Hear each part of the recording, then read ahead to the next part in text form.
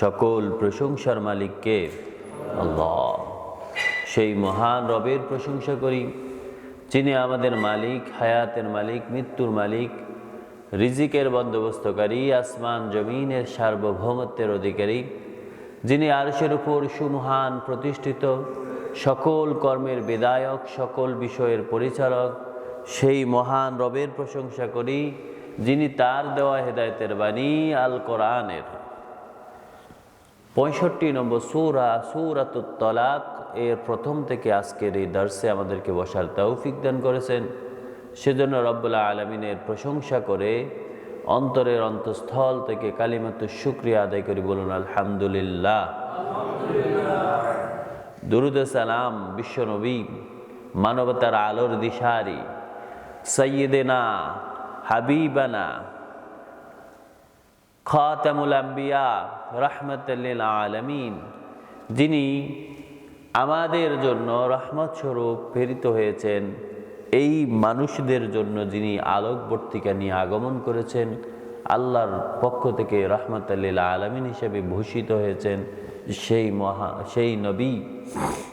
সেই নবীর উপর দুরূদ সালাম পড়ি, বলেন সাল্লাল্লাহু আলান নবিয়্যিল উম্মি ওয়া আলিহি ওয়া সাল্লাম। আমরা আজকে সূরাতুত তালাক 65 নম্বর সূরা, 65 নম্বর সূরার নাম হচ্ছে সূরাতুত তালাক। এই সূরাতে বিশেষ করে এমন বিষয়গুলো নিয়ে আলোচনা করা হয়েছে যা হচ্ছে পৃথিবীর মধ্যে জায়েজকৃত সবচেয়ে নিকৃষ্ট কাজ হচ্ছে তালাক।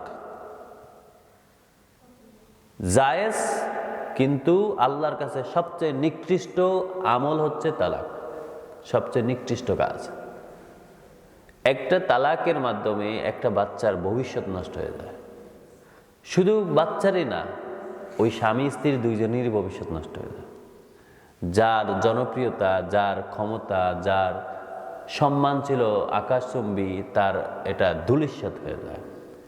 যে ব্যক্তি তালাক প্রাপ্ত হয় অথবা তালাক প্রাপ্তা হয়, যে ব্যক্তি তালাক দেয়, সে কিন্তু পরবর্তীতে তার আগের সেই মার্কেটার থাকে না। ইতিপূর্বে মানুষ তাকে যে সম্মান করত, সেই সম্মান তার আর থাকে না। আজকের এই সূরাতে আল্লাহ রাব্বুল আলামিন সূরাতুত তালাকে তালাকের বিষয়াবলী সুস্পষ্টভাবে, বিস্তারিতভাবে আমাদের সামনে উপস্থাপন করেছেন। ইয়া আইয়ুহান নবী, ও নবী, হে নবী। আল্লাহ রাব্বুল আলামিন নবীকে সম্বোধন করে আমাদেরকে উদ্দেশ্য করে বলতেছেন, হে নবী, আপনি আপনার উম্মতদেরকে ডাক দিয়ে বলেন, আপনার উম্মতদেরকে আপনি জানান, ইজা তাল্লাকতুমুন নিসা, যখন তোমরা তোমাদের স্ত্রীদেরকে, যখন তোমরা তোমাদের নারীদেরকে তালাক দেবে, ফাতাল্লিকুহুন্না, ইজা তাল্লাকতুমুন নিসা, যখন তোমরা তোমাদের স্ত্রীদেরকে তালাক দেবে, ফাতাল্লিকুহুন্না, তখন তোমরা তাদেরকে তালাক দাও, লিইদ্দাতিহিন্না, ইদ্দতকে সামনে রেখে। তোমরা তাদেরকে প্রতিটা ইদ্দতে আলাদা আলাদাভাবে তালাক দাও। ইদ্দত বলা হয়, আমরা যেটাকে মাসিক বলি, ইংলিশে বলা হয় পিরিয়ড, বা আরও ঋতুবতী, অর্থাৎ মেয়েরা যেই প্রত্যেক মাসে যে অসুস্থ হয় সেটাকে বোঝানো হয়েছে। তো সেটা হচ্ছে যখন সে অসুস্থ হবে, তারপরে যখন তিনি সুস্থ হবেন, সেটা হবে তার ইদ্দত, অর্থাৎ পূর্ণ প্রায় 1 মাস। সুতরাং ও মানুষেরা, ও মুসলিমেরা, হে নবী, আপনি আপনার উম্মতদেরকে ডাক দিয়ে বলেন, তারা যখন তাদের স্ত্রীদেরকে তালাক দিবে, তখন তারা যেন ওই পূর্ণ, তারা যেই সময় পবিত্র ওই সময়টা থাকে, ওই সময় তালাক দেয়।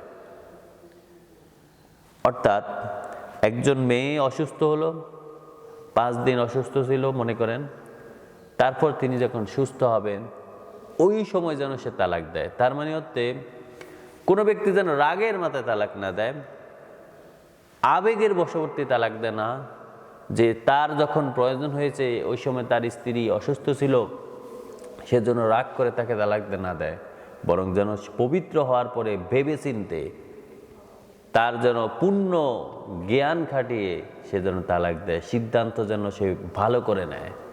কারণ আল্লাহর কাছে এটা জায়েজ, কিন্তু এটা অত্যন্ত নিকৃষ্ট। সুতরাং সে যেন আবেগ বশবর্তী না হয়ে তালাক না দেয়। ওয়াহসুল ইদ্দা, এবং সেটা তোমরা ইদ্দতটা গণতে থাকবা। অর্থাৎ একসাথে মনে চাইছে 3 তালাক দিয়ে তারা বাইর করে দিছে, এরকম যেন না হয়।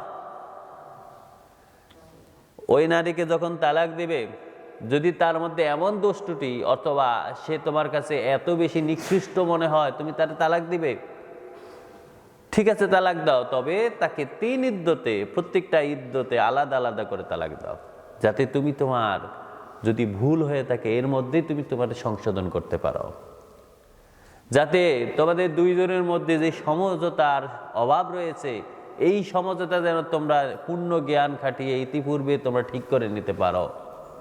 সুতরাং তোমরা আবেগে বশবর্তী হয়ে একসাথে একটা ইদ্দতের ভিতরেই তোমরা যেন তোমাদের কাজগুলো না করো। ওয়াহসুল ইদ্দাত, আল্লাহ বলছেন তোমরা তোমাদের ইদ্দতগুলো গণনা করো, ভালো করে হিসাব করো। একবার একজন সাহাবী, বড় মাপের সাহাবী, তিনি যখন তার স্ত্রীকে তালাক দিয়েছেন, তিনি ওই সময় তার স্ত্রী ছিলেন অপবিত্র অবস্থায়, অর্থাৎ তিনি ছিলেন তার মাসিক অবস্থায়। রাসূলুল্লাহ সাল্লাল্লাহু আলাইহি ওয়াসাল্লাম অত্যন্ত রাগ করলেন এবং বললেন যে তুমি তাকে ফেরত নাও এবং তাকে তার পূর্ণ ইদ্দতের ভিতরে তালাক দাও, কারণ তুমি কিভাবে তালাক দিয়েছো সেটা যেন তুমি তোমার পুরো মস্তিষ্ককে ব্যবহার করে তোমার যে আসলেই তুমি তার মধ্যে কি দোষ পেয়েছো যার কারণে তালাক দিতে মন চায় তোমাকে, সেটা যেন তুমি করো। আল্লাহ রাব্বুল আলামিন বললেন ওয়াহসুল ইদ্দা, তোমরা তোমাদের ইদ্দতকে পরিপূর্ণভাবে গণনা করো। ওয়াত্তাকুল্লাহ রাব্বাকুম, মনে রেখো তোমার ইচ্ছা মতো হইলেই তোমার স্ত্রীর তালাক দিয়ে নতুন কোনো স্ত্রী গ্রহণ করো না, বরং তোমরা ওই সময় ভয় করো কাকে? আল্লাহকে। ওয়াত্তাকুল্লাহ, ভয় করো আল্লাহকে, রাব্বাকুম, যিনি তোমাদের রব। তোমাদের রব আল্লাহকে ভয় করো, তোমাদের রবের কথা ভালো করে মনে রাখো, কারণ তোমার যে মনের ভিতরে কি কুমন্ত্রণা আছে, কুপরামর্শ আছে, কুচিন্তা আছে, সেটা কিন্তু জানেন কে? আল্লাহ। সুতরাং তুমি ভালো করে চিন্তা করো। সুতরাং আমাদের অনেকে মনে করে যে ছেলেদেরকে আল্লাহ নেতৃত্ব দিয়েছে, আর রিজালু কাওয়ামুনা আলান নিসা, যে ইচ্ছা করলে সে ছেলেরা যে কোনো সময় তালাক দিয়ে দিতে পারবে, এটা হবে না। সে হয়তো দুনিয়াতে এটা বলে বিভিন্ন ছলছতরি করে বিভিন্নভাবে মানুষদেরকে বুঝাইয়া টাকা পয়সা খাওয়াইয়া মানুষদেরকে তার পক্ষে নিয়ে তালাকটা সে দুনিয়াতে সেটা করে নিতে পারবে, কিন্তু আখেরাতে সে ধরা খাবে। কারণ আল্লাহকে ভয় করতে হবে। আল্লাহ সব দেখতেছেন, আল্লাহ তার সব মনের খবর জানেন। ইচ্ছা করলে একটা মেয়ের ভবিষ্যৎ নষ্ট করে দিতে পারে না সে। ওয়ালা তুখরিজুহুন্না মিন বুয়ুতিহিন্না, আমাদের দেশে মনে করে কি তালাক দিয়ে 3 তালাক দিয়ে বায়ান তালাক দিয়ে একদম বাইর করে দিয়েছে ঘর থেকে। আল্লাহ বলেন না, তোমরা এটা করতে পারো না। ওয়ালা তুখরিজুহুন্না মিন বুয়ুতিহিন্না, তোমরা ওই নারী যে ঘরে বসবাস করত, তার যে হেরেম ছিল, তারে যে তুমি সবচেয়ে ভালো রুমটা দিয়েছিলে, মানুষের সাধারণত স্ত্রীদের সাথে যেই রুমে কাটায় সেটা সবচেয়ে ওই ঘরের সবচেয়ে নির্জন, সবচেয়ে নির্ভেজাল, চারিদিক থেকে সিকিউরিটেড, এই রুমটাই রাখে। ওই নারীকে তুমি ওই রুম থেকে বের করতে পারবা না, অর্থাৎ একসাথেই 3 তালাক দিয়ে তারে বাইর করে দিবা না, বরং তারে প্রথম এক ইদ্দতে একটা তালাক, এর মধ্যে সে ওই রুমেই থাকবে, তুমি ওই রুমে যেতে পারবা না, তাকে ব্যবহার করতে পারবা না। আবার এরকমও হতে পারে যে আপনি যদি তাকে পবিত্র অবস্থায় তালাক দেন, ওই সময় দেখা যাচ্ছে পরবর্তীতে আপনার মনে হইল যে না, এটা যে দোষের জন্য আমি দিয়েছি ইতিপূর্বে, এই দোষটা তো আসলে এত বড় দোষ না। যখন পবিত্র অবস্থায় থাকে, যখন আপনি তারে খাওয়ান, আপনার ঘরে রাখেন, সবচেয়ে উত্তম রুমে রাখেন, তখন কিন্তু আপনার মানসিকভাবে একটা চিন্তাধারার বারবার কিন্তু সুযোগ আসে। অর্থাৎ বাইরের লোক জানার আগেও কিন্তু আপনি নিজেকে সংশোধন করার সুযোগ থাকে। আল্লাহ রাব্বুল আলামিন এই জন্য বলেন, ওয়ালা তুখরিজুহুন্না মিন বুয়ুতিহিন্না, তাদেরকে তাদের ওই রুম থেকে বের করবা না। আপনাদের দেশে ওই রুমকে কি বলে? আরাবিয়ানরা বলে হেরেম, আমাদের নোয়াখালী অঞ্চলে বলে খাডাল, তাই না? খাডালের ভিতরে যাওয়া যায় না, ছেলেরা বা বাচ্চারা ওই রুমে যেতে পারে না। এটা একটা নির্জন রুম, এটা শুধুমাত্র স্বামী স্ত্রীর জন্য নির্দিষ্ট। সুতরাং তাদেরকে ওই রুম থেকে কখনো বের করে দিবা না। এরপরে আল্লাহ আরো বলেন,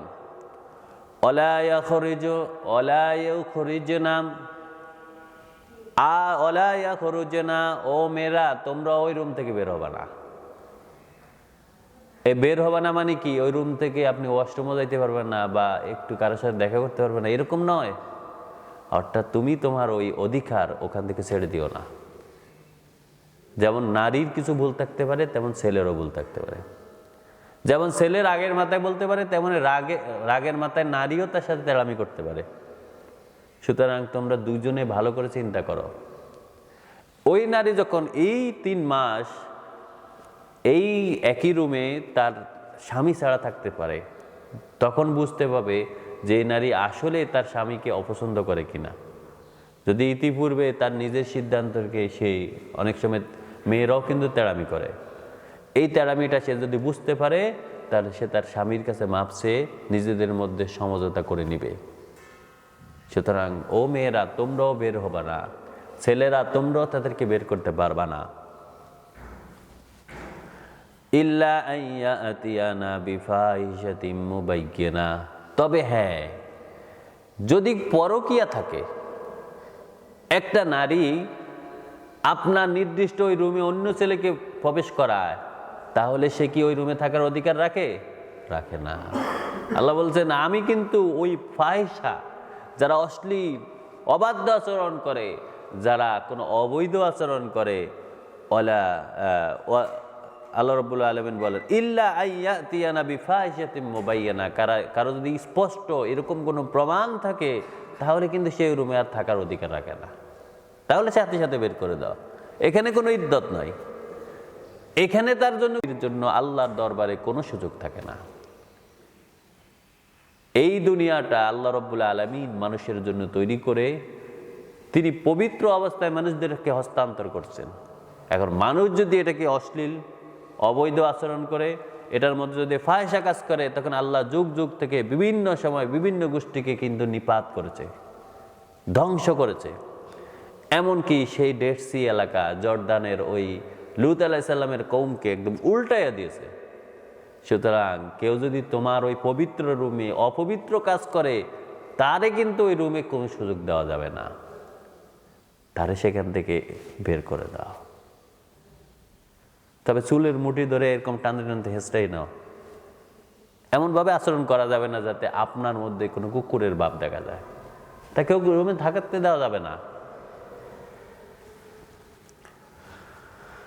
এরপর আল্লাহ বলেন, তিলকা হুদুদুল্লাহ, এটা আল্লাহর পক্ষ থেকে নির্ধারিত হদ, সীমারেখা, এটা আল্লাহর পক্ষ থেকে বিধান। এটা আল্লাহ আপনার জন্য একটি সার্কেল করে দিয়েছেন, এই সার্কেলের বাইরে যাবে না। এটা ভালো মানুষ এটা করে না, যারা ইমানদার তারা এটা করে না। তিলকা হুদুদুল্লাহ, এটা আল্লাহর পক্ষ থেকে সীমারেখা, আল্লাহর পক্ষে নির্ধারিত, এটা একটা সীমা, আইন, হদ। ওমাইয়া তাআদ্দা হুদুদাল্লাহ, যে ব্যক্তি আল্লাহর কোনো হদকে, আল্লাহর সীমারেখাকে, আল্লাহর বিধানকে অস্বীকার করবে, অবাধ্য আচরণ করবে, এটাকে মানবে না, এটার বিরোধিতা করবে, আইনের লঙ্ঘন করবে, আল্লাহ বলেন ফাকাদ যালামা নাফসা, সে কিন্তু আমার কোনো ক্ষতি করতে পারবে না, সে তার নিজের ক্ষতি করেছে। সুতরাং আমাদের দেশে যদি আমরা ইচ্ছা মতো আইন তৈরি করি, এটা কিন্তু আল্লাহর কোনো ক্ষতি করতে পারি আমরা? পারি না। বরং আমরা এই আইন করে দেখেন বছরের পর বছর নির্যাতিত হচ্ছেন। আপনি এমন কাউকে আপনার ক্ষমতায়ন দিচ্ছেন, যেই ব্যক্তি তার ক্ষমতা পেয়ে আপনাকে গোলাম বানিয়ে দিচ্ছে। অথচ আপনার সংবিধানে লেখা আছে আপনি হচ্ছে পরিচালক, সে হচ্ছে আপনার গোলাম থাকার কথা ছিল। আর এখন উল্টো হয়ে গেছে। যেমন একজন পুলিশের কাজ হচ্ছে আপনাকে সেবা দিবে, এখন সে কি করে? আপনাকে টর্চার করে। কারণ আপনি আল্লাহর সীমারেখা বাদ দিচ্ছেন, আপনি আল্লাহর সীমারেখা লঙ্ঘন করছেন। তাহলে আল্লাহ কি করবে? ওই গোলামকে আপনার মালিক বানাই দিবে। এটাই হচ্ছে দুনিয়ার নিয়ম। আপনি যখন উল্টা পথে চলবেন তখন আল্লাহ কি সিধা পথে চলবে? আল্লাহ উল্টাই দিবেন। সব কিছু উল্টে যায়, সব কিছু উল্টে যায়। এরকম যেমন অবৈধ আচরণ, অবৈধ ব্যবহার বা অবৈধ ইনকাম যারা করে, দেখবেন তাদের ঘরে কোনো শান্তি থাকে না। সে হয়তো অনেক বাড়ি গাড়ি মালিক, কিন্তু গিয়ে দেখবেন তার স্ত্রী তার কথাই শোনে না। সে ঘরে গিয়ে তার স্ত্রীর পা ধরে বসে থাকে। নাউজুবিল্লাহ, নাউজুবিল্লাহ। আল্লাহ বলেন তিলকা হুদুদুল্লাহ, এটা হচ্ছে আমার পক্ষ থেকে নির্ধারিত সীমারেখা। ওমাই ইয়াতাআদ্দা হুদুদাল্লাহ, যে ব্যক্তি আল্লাহর সীমারেখার বিরুদ্ধাচরণ করবে, লঙ্ঘন করবে, ফাকাদ যালামা নাফসা, সে তার নিজেকে জুলুমের প্রতি, অন্ধকারের প্রতি, সে তার নিজেকে অন্ধকারাচ্ছন্ন করে ফেলল, যার কারণে তার উপর যে কোনো সময় যে কোনো আযাব আসতে পারে। কারণ জালেমদেরকে আল্লাহ এই পৃথিবীতে নির্ভেজাল থাকতে দেয় না। যে ব্যক্তি অন্যায় আচরণ করে, যেমন মিথ্যাবাদী কেউ, যারা সব কথায় কথায় মিথ্যা বলে, মিথ্যা কসম করে, দেখবেন তার সমাজে কোনো মূল্যায়ন থাকে না। তার দেখলে মানুষ বলে যে ওই মৃত্যুক আসতেছে। হয়তো সে ওই এলাকার নেতাই হতে পারে, কিন্তু মানুষ তার দেখলেই হাসে। এটা কি তার জীবনের কোন পাওয়া? এটা তার উপর অভিশাপ। সুতরাং আল্লাহ বলেন এই তিলকা হুদুদুল্লাহ, এটা আমি তোমাদের জন্য সীমারেখা দিয়েছি। তোমরা তোমাদের স্ত্রীদেরকে যদি তালাক দিতে চাও তাহলে অবশ্যই ইদ্যতের মধ্যে তালাক দিবে। যদি ইদ্যতের বাইরে দাও, আমার সীমারেখার বাইরে গিয়ে কাজ করো, বেদাতি সিস্টেমে কাজ করো, তোমার ইচ্ছা মতো কাজ করো, তোমার আবেগকে কাজে লাগাও, তোমার বিবেকের কোনো প্রশ্ন না থাকে তোমার এখানে, তাহলে মনে রেখো আমিও তোমার জীবনকে ছারখার করে দিব। আল্লাহ তো ডাইরেক্ট বলে না ছারখার করে দিবে। আল্লাহ বলে তুমি অন্ধকারে যাবে, তা আমি কি তোমার আলো দিব? অন্ধকারে গেলে মানুষ কি করে? হঠাৎ করে লাইট বন্ধ হয়ে গেলে অটোই আপনার চোখ বন্ধ হয়ে যায়। আপনি যখন অন্ধকারে পড়ে যান, চারদিক থেকে আপনাকে অন্ধকারে চেপে ধরে, যেটা আপনি বুঝেন না। সেটাই আল্লাহ বললেন এটাই হচ্ছে আমার সীমারেখা। আমার সীমারেখার লঙ্ঘন করবা, তুমি নিজেকে নিজের প্রতি জুলুমের প্রতি ডুবেছ। আমার কোনো করতে পারবা না। বরং আমি যে তোমার নিয়ামত দিয়েছি, স্বামী স্ত্রীর ভালোবাসা একটা নিয়ামত। দেখবেন যেই মেয়েটা আপনাকে চিনতই না, মাত্র একটা বিবাহ বন্ধনের মাধ্যমে এই রাত থেকে সে মনে হচ্ছে আপনার জন্য তার জীবনটা দিয়ে দিবে। আবার আপনি হতে কোনো মানুষ যদি তার কোনো ধরনের চিন্তা নিয়ে তার দিকে তাকায়, আপনি কি তা সহ্য করেন? সহ্য করেন না। অথচ এই মেয়েটা কিছুদিন আগে আপনার কাছে জায়েজও ছিল না, আপনি তার দিকে তাকাতেও পারতেন না। আল্লাহ বলেন আমি যে তোমাদেরকে নিয়ামত দিয়েছি, তুমি যদি ইচ্ছা করে নিজ হাতে এই নিয়ামতটা ধ্বংস করো, আমার সীমারেখার বাইরে কাজ করো, আমি তোমাদের বারবার সুযোগ দিয়েছি, তোমাদের দুইজনের মধ্যে সমস্যা হতে পারে, ঝগড়া হতে পারে, আলোচনার মাধ্যমে, সমঝোতার মাধ্যমে, সময় নিয়ে কালক্ষেপণ করে তোমরা এটা ঠিক করে নাও। যদি তোমরা আমার সীমারেখার বাইরে যাও, ইচ্ছা মতো নিজের আবেগকে কাজে লাগাও, তাহলে আমিও তোমার অন্ধকারের দিকে ডুবাইয়া দিব। লা তাদরি, তুমি বুঝতেই পারবা না। লাআল্লাল্লাহ ইউহদিসু বা'দা যালিকা আমরা, আল্লাহ বলেন তুমি বুঝতেই পারবা না। এটা দুই দিকে ইঙ্গিত করে আল্লাহ। যদি তুমি জুলুমের পথে যাও তাহলে তুমি জুলুমের মধ্যেই ডুবে যাবা। যদি তুমি বেদাতি পন্থায় যাও, বেদাতের ভিতরে ডুবে যাবা।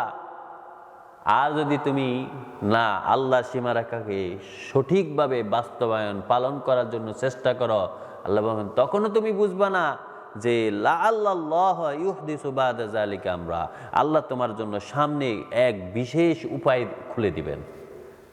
এরকম হয় যেমন আপনার স্ত্রী, সে আপনার মনোমত হয় না, কিন্তু আপনি তারে তালাক দিতেও পারেন না, এমন কোনো দোষও নেই। আল্লাহ বলেন তুমি একটু ধৈর্য ধারণ করো, দেখবা অচিরেই অচিরে আমি তোমার জন্য এমন একটা উপায় দিয়ে দিব, এমন একটা বিধান দিয়ে দিব, এমন একটা সিস্টেম দিয়ে দিব, ওই স্ত্রী তখন তোমার জন্য পাগল হয়ে যাবে। লা তাদরি, তুমি বুঝবা না, তুমি অনুধাবনই করবা না, তুমি উপলব্ধি করবা না, তোমার মাথায় ঢুকবে না এই জিনিসটা। লা আল্লাহ, সম্ভবত আল্লাহ রব্বুল আলামিন ইউহদিসু, বর্ণনা করবেন অথবা বিধান দিয়ে দিবেন, বাদা যালিকা, এর পরে আমরা একদম সঠিক একটি বিধান, কোন একটা উপায় আল্লাহ দিয়ে দিবে, তুমি ধৈর্য ধারণ করো। ফাইদা বালাগনা আজালুহুন্না, আর যখন তারা তাদের পূর্ণ ইদ্দতটা পালন করে ফেলে, ফামসিকুহুন্না বিমারুফ, তোমরা এরই মধ্যে তাদের সাথে তাদেরকে অর্থাৎ ফিরিয়ে নাও ন্যায়সঙ্গতভাবে। অর্থাৎ প্রথম তালাক দেওয়ার পরে প্রথম ইদ্দতে একটা ইদ্দত চলে যাচ্ছে, তোমরা যদি এর মধ্যে চাও যে মনে করেন ওই নারী সুস্থ হয়েছে 10 তারিখে, 30 তারিখের মধ্যে সে আবার অসুস্থ হওয়ার আগ পর্যন্ত যদি ন্যায়সঙ্গতভাবে এমন সিস্টেম হয়ে যায়, তোমরা নিজেদের মধ্যে ভুল বুঝাবুঝি ঠিক হয়ে যায়, তোমরা চলে আসো, একজন একজনকে আবার স্পর্শ করো, এটা সুযোগ আছে তোমাদের জন্য, এইটুকু তোমাদের জন্য আমি পুরস্কার দিয়েছি। এর মধ্যে যদি না হয়, এর মধ্যে যদি তাদের মিলন হয়ে যায়, তাহলে কিন্তু এক তালাকও হয় না। আল্লাহ বলেন ফাইজা বালাগনা আজালুহুন্না, তাদের যখন ইদ্দতটা প্রথম ইদ্দতটা পূর্ণ হয়ে যায়, ফামসিকুহুন্না বিমারুফ, ন্যায়সঙ্গতভাবে তাদের সাথে তোমরা মিলে যাও, তাদেরকে ফিরে নাও, তাদের কাছে ফিরে আসো। আও ফারিকুহুন্না বিমারুফ, যদি দেখো না এখনো তোমাদের মধ্যে ওই ভুল বুঝাবুঝি রয়ে গেছে, তারপরও তুমি তার সাথে খারাপ আচরণ করতে পারো না, বরং ন্যায়সঙ্গতভাবে দুজন পৃথক হয়ে যাও, পরবর্তীতে ইদ্দত পর্যন্ত তোমরা আবার পৃথক হয়ে থাকো। ওয়াশহিদু যাওয়াই আদলি মিনকুম, এবং তোমাদের মধ্যে কোনো ব্যক্তি যদি ন্যায়সঙ্গত হয় না, সমাজের মধ্যে এরকম অনেক মানুষ পাওয়া যায় যে খুব তীক্ষ্ণ বুদ্ধি রাখে, দুইজনের মধ্যে ফয়সালা করতে পারে খুব ভালো, এরকম অনেক প্রত্যেক সমাজের মধ্যে আল্লাহ দিয়ে দিয়েছেন, আল্লাহ এদেরকে এক বিশেষ মেধা দিয়েছেন। এরকম অনেক পাওয়া যায় যে শিক্ষিত না, কিন্তু শিক্ষিত লোকদেরকে ফয়সালা দেন সে, আল্লাহ এরকম বিশেষ মানুষকে দিয়েছে। আল্লাহ বলেন যাওয়াই আদলি মিনকুম, তোমাদের মধ্যে কেউ যদি এরকম থাকে, এই তোমার সমাজে তোমার গোষ্ঠীতে না থাকতে অন্য গোষ্ঠীতে হোক, তাকে নিয়ে আসো। ওয়াশহিদু, তারে সাক্ষী বানাও, তার সাথে আলোচনা করো, দুইজনের কথা আলোচনা করো, তাকে সাক্ষী রাখো যে ইতিপূর্বে আমরা একটা ইদ্দত পালনও করে ফেলছি, তাকে জানাইয়া দাও। যদি এরই মধ্যে দুইজনের সমঝোতা হয়ে যায় তাহলে তো হয়ে গেল, আর যদি তার যদি না হয় তাহলে তার সাক্ষী দাঁড় করাও। ওয়াকিমুশ শাহাদাতা লিল্লাহ, ও সাক্ষীরা তোমরা এই সাক্ষীটা শুধুই আল্লাহর জন্য করবে, কোনো বিনিময়ের জন্য নয়। সুবহানাল্লাহ। এটা তোমরা এইরকম করবা না যে তোমার মনে চেয়েছে ওই এরকম, যেটা হয় আমাদের দেশের সমাজপতিরা, আমরা যেরকম নোংরা বানাইছি, আমরা যেরকম 500 টাকার লোভে মানুষদেরকে ভোট দিয়ে এমন একজনের মেম্বার চেয়ারম্যান বানাইয়া দিই, ওই মেম্বার চেয়ারম্যান তো কুদৃষ্টি দিয়ে বিভিন্নভাবে আপনাদের দুইজনের মধ্যে ফারাক সৃষ্টি করে পরবর্তীতে সে ওই নারীকে নিয়ে ভাগে। আল্লাহ বলেন এইরকম যেন না হয় তোমাদের, ওই সাক্ষীরা তোমরা এরকম করবা না। ওয়াকিমুশ শাহাদাতা লিল্লাহ, তোমাদের এই সাক্ষীটা শুধুই মাত্র আল্লাহর জন্য হবে। আল্লাহকে সাক্ষী রেখে করো, কারণ তুমি সাক্ষী আবার কি কুপরামর্শ দাও, কি চিন্তা করো। এখানে সে তো মেধাবী, তো সে তো অনেক সময় মেধাটা ভুল পথ দেয়, তোমরা কিন্তু এরকম করো না, তোমরা আল্লাহর জন্য সে সাক্ষীটা তৈরি করো। যালিকা ইউআযু বিহি, আল্লাহ বলেন এই যে আমি তোমাদেরকে ওয়াজ করলাম, ইউআযু আমি তোমাদেরকে নসিহত করলাম, আমি তোমাদেরকে উপদেশ দিলাম, আমি তোমাদেরকে নীতিগুলো বর্ণনা করলাম। ইউআযু বিহি মান কানা ইউমিন বিল্লাহ, এই নীতি আদর্শ এই জিনিসগুলো শুধুমাত্র ওই ব্যক্তিরাই মানতে পারে যারা বিশ্বাস করে আল্লাহর প্রতি, ওয়াল ইয়াউমিল আখির, এবং আখিরাতের প্রতি। প্রত্যেকটা ব্যক্তির ঈমান যদি হয় আল্লাহ এবং আখিরাতের প্রতি, তাহলে তার জীবনের সব ক্ষেত্রটা সে পরিশুদ্ধ করতে পারে। যদি তার মনে হয় যে না আল্লাহ আমার দেখতেছে, তাহলে সে কি অপবিত্র, অশ্লীল কোনো অন্যায় কাজ করতে পারে? পারে না। যদি তার মনে হয় যে না, আমার আখিরাতে গিয়ে এটার জন্য আমাকে জিজ্ঞাসা করা হবে, তারও সে কোনো অন্যায় আচরণ করতে পারে না। সুতরাং আল্লাহ বলেন যে এই যে তোমাদের যালিকা ইউআযু বিহি মান কানা ইউমিন বিল্লাহি ওয়াল ইয়াউমিল আখির, আমি আল্লাহ তোমাদেরকে এই নসিহত করতেছি, এই ওয়াজ করতেছি, এই বিধান দিচ্ছি, এই উপদেশগুলো দিচ্ছি তোমাদের মধ্যে যে ব্যক্তি আল্লাহ এবং আখিরাতে বিশ্বাসী, যে ব্যক্তি আল্লাহ এবং আখিরাতে যদি প্রতিপূর্ণ ঈমান রাখে, যে ব্যক্তি তার নিজেকে মনে করে যে আমার আল্লাহ আমারে দেখতেছে এবং আখিরাতে গিয়ে এর মধ্যে জন্য জবাবদিহি করতে হবে, সুতরাং ওই স্বামী, ওই স্ত্রী কিংবা ওই সাক্ষী তোমরা সবাই শাহাদাটা কার জন্য করবে? আল্লাহর জন্য করবে। ওমাইয়াত্তাকিল্লাহ, যে ব্যক্তি আল্লাহরে ভয় পাবে, আল্লাহর জন্য যে তার নিজের জীবনের সব ক্ষেত্রে সতর্ক থাকবে। ওমাইয়াত্তাকিল্লাহ, যে ব্যক্তি তাকওয়াবান হবে, যে ব্যক্তি আল্লাহ রাব্বুল আলামিনকে ভয় পাবে, ইয়াজআল লাহু মাখরাজা, আল্লাহ বলেন তার জন্য আমি জীবনের রাস্তাটা খুলে দিব। সুবহানাল্লাহ। ইয়াজআল লাহু মাখরাজা, আমি তার জন্য একটা পথ বাতলাইয়া দিব, আমি তার জন্য একটা পথ উন্মুক্ত করে দিব। তখন সে দেখবে সে সত্যি সত্যি তার জীবনের আগের যে সংকট ছিল, এই সংকটটা আর নাই। সুতরাং স্বামী, স্ত্রী কিংবা ওই সাক্ষী, তোমরা সবাই আল্লাহকে ভয় করো, সবাই আল্লাহ রাব্বুল আলামিনের এই নসিহত অনুযায়ী জীবনের পথ চালাও। যে ইচ্ছা মতে, একজন ইচ্ছা মতে হয়েছে, আমি একবার বিয়ে করলাম আবার তালাক দিয়ে দিলাম, এরকম যেন না হয়। এরকম করে হয়তো দুনিয়াতে পার করতে পারবো, কিন্তু দুনিয়াতেও পার করতে পারে না। ওই ব্যক্তিকে আল্লাহ দুনিয়াতেও লাঞ্ছিত করে। মানে দেখলে বলে দোবরিকা, বলে না, দেখলে তারা টিটকারি করে, তোমার বউ তো এই জন্যই চলে গেছে, বা এই জন্য তো তুমি তোমার বউকে রাখতে পারো নাই। দুনিয়াতে তারা লাঞ্ছিত করে, আখিরাতে তার জন্য তো কঠিন শাস্তি রেখেই দিয়েছেন। ওয়ারযুকুহু মিন হাইসু লা ইয়াহতাসিব, আল্লাহ বলেন যে ব্যক্তি তাকওয়া অবলম্বন করবে, আমি তো তার জীবনের জন্য রাস্তা খুলে দিব, পথ বাতলাই দিব। তেমনি ভাবে ওয়ারযুকুহু, আমি তার রিজিক দিব, আমি তার জন্য জীবনের সম্মান, মর্যাদা, খাওয়া দাওয়া, থাকা যাওয়া সব কিছু আমি তার জন্য দিব। মিন হাইসু, এমন জিনিস থেকে লা ইয়াহতাসিব, যে সে চিন্তাই করতে পারে না, সে কখনো হিসাবে রাখতে পারে না আল্লাহ তার কোত্থেকে দিয়েছে। এরকম অনেক লোক আছে দেখবেন, নির্ভেজাল থাকার কারণে সমাজে সে অত্যন্ত গরিব, প্রত্যেকদিন পান্তা ভাত খায়, কিন্তু গিয়ে দেখবেন সমাজের সবচেয়ে উঁচু চেয়ারে সে বসে, কারণ আল্লাহ তার রিজিক দিয়েছেন। আল্লাহ বলেন ওয়ারযুকুহু মিন হাইসু লা ইয়াহতাসিব, আল্লাহ তারে রিজিক দিবেন যা এমন উৎস থেকে যা সে কখনোই চিন্তা করতে পারে না, কখনোই ধারণা করতে পারে না। ওয়ামাই ইয়াতাওয়াক্কাল আলাল্লাহ, সুতরাং যে ব্যক্তি আল্লাহর উপর তাওয়াক্কুল করবে, যে ব্যক্তি নির্ভর করবে কার উপর? আল্লাহর উপর। আল্লাহ বলেন ওয়ামাই ইয়াতাওয়াক্কাল আলাল্লাহ ফাহুয়া হাসবুহু, তার জন্য আল্লাহই যথেষ্ট হয়ে যাবেন। সুবহানাল্লাহ, সুবহানাল্লাহ। তার জীবনের সব ক্ষেত্রে আল্লাহ যথেষ্ট হয়ে যাবেন, তার সম্মান রক্ষার্থেও আল্লাহ যথেষ্ট, তার খাওয়া দাওয়া, রিজিক, বাসস্থান সব ক্ষেত্রে আল্লাহ যথেষ্ট হয়ে যাবেন, তার জীবনকে হেফাজত করার জন্য আল্লাহ যথেষ্ট হয়ে যাবেন। এরকম অনেক মানুষ আছে যে হঠাৎ করে এমন একটা পরিবারে বিয়ে করে ফেলছে, এখন তার এই টর্চারের উপরে রাখে। আল্লাহ বলেন যে না, তুমি একটু ধৈর্য ধরো, দেখবা আল্লাহ তোমার এমন একটা রাস্তা বাতলাই দিবে, ওই রাস্তা তুমি যাবা, তোমার সম্মান আল্লাহ তোমার জন্য রেখে দিবেন, কিন্তু ওই অসম্মানিত, ওই জালিম যারা, তাদেরকে আল্লাহ এমনভাবে নির্যাতিত করবেন তুমি চিন্তাই করতে পারবে না। আল্লাহ বলেন ওয়ারযুকুহু মিন হাইসু লা ইয়াহতাসিব, আল্লাহর পক্ষ থেকে এমন এক জায়গা থেকে তোমার জন্য রিজিক দিয়ে দিবেন যা তুমি চিন্তাই করতে পারো না।